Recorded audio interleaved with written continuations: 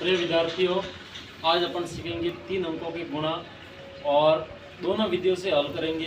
एक वैदिक मैथ्स विधि है और दूसरी वर्तमान में जो एनसीईआरटी बुक्स में जो विधि है गणित ये गुणा करने की विधि, उनसे हल करेंगे। तो कौन सी विधि सरल है और कौन सी कठिन है, तो देखिए अपन दोनों को हल करते हैं। तो सबसे पहले वैदिक मैथ्स वाली विधि है उसको हल करते हैं। तो इसमें आराम से पहले इनके जो नियम होते हैं उनके अनुसार अपने को चलना है। यानी कि आपको आर का बड़ा 3 बार बोलना है, यानी कि इस तरह गुणा करना है।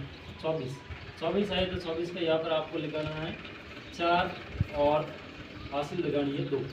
उसके बाद में आपको गुणा करना है आमने सामने, यानी कि 8 का गुणा करना है 2 से और 3 का गुणा करना है 2 से। तो 8 का पारा 2 बार बोला 16 और 2 का पारा 3 बार बोला 6 हो गए, 16 और 6 22, 22 और 2 24, 24 का वापस आगे 4 हासिल लगी वापस 2। उसके बाद में अपने को गुणा करना है 8 का गुणा करना है 5 से और 3 का गुणा करना है 6 से। तो 8 का बड़ा 5 बार बोलते हैं तो आते हैं 40 और 6 का बड़ा 3 बार बोलते हैं तो 18 आते हैं और इन दोनों को जोड़ते हैं तो होते हैं 40 और 18 58 और 2 हासिल के हो गए 60 और इन दोनों का गुणा भी करना पड़ता है वापस बीच में।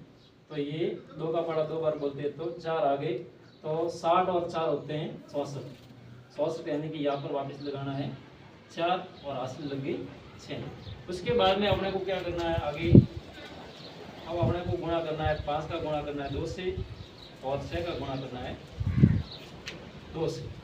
तो 2 का बड़ा 5 बार बोला तो हो गए 10 और 6 का गुणा किया 2 बार तो हो गए 12।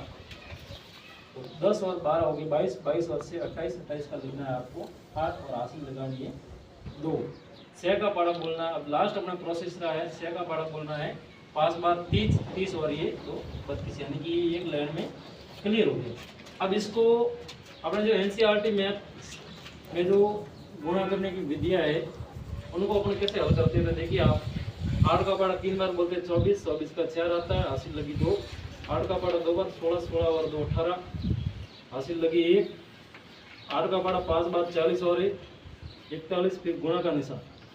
फिर 2 का पारा वापस 3 बार 6, 2 का पारा 2 बार 4 और 2 का पारा 5 बार 10, फिर डबल गुणा का निशान।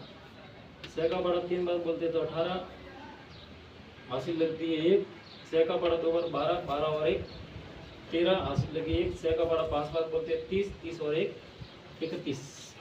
अब देखिए इनको आप 4, 8 और 6 14 का 4 एक हासिल 1 और 1 2, 2 और 6 6 और 8 14 का 6 हासिल लगी 1, 5 और 3 8 और 1 1 2 और।